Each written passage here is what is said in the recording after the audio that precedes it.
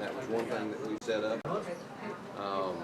And then, because we'll start out with state conference calls throughout the state. We'll get on the state conference call.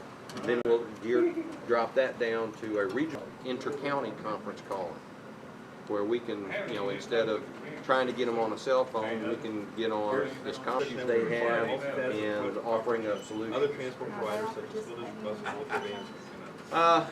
No, not really. This was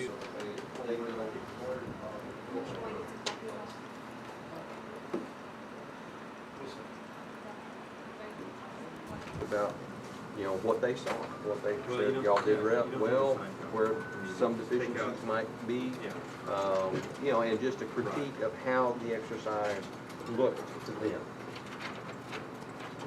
They just need to be reassured that. Well, yeah, I think the biggest thing is that the test, the plans that we've developed as a result of are welcome to attend those meetings.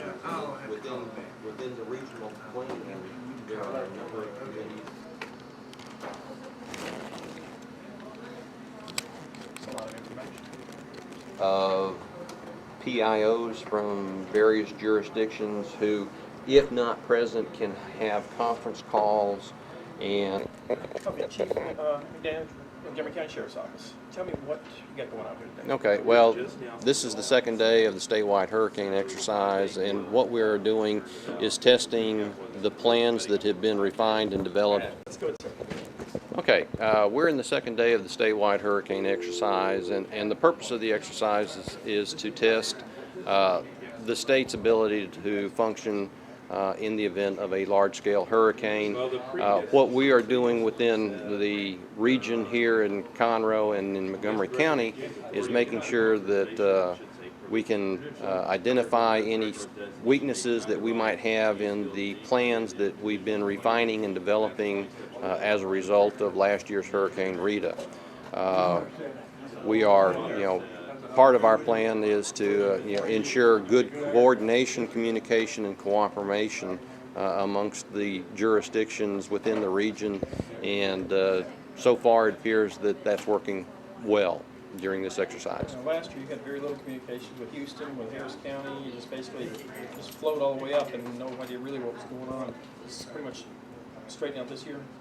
Yes, we have established allocations amongst the jurisdictions within the region, and we believe that the problems that we experienced last year are not to be occurring again, and we believe that with the plans that we've got developed now, that any problems that we experience during a critical incident, we can quickly and efficiently coordinate and communicate with the jurisdictions that are impacted to bring it to a successful conclusion. And hurricanes, Texas, down this area, since, well, even before the 1900s, with it, even since then, never been a drill or anything like this of its nature all in the history that's been going on. That's correct. This is the largest statewide hurricane exercise that's ever been developed, and it's being exercised, as I said, throughout the state, all the way out to El Paso, Dallas, Wichita Falls, because they would all be impacted by a large hurricane. And law enforcement-wise, how do you pretty much have to bring all your men in?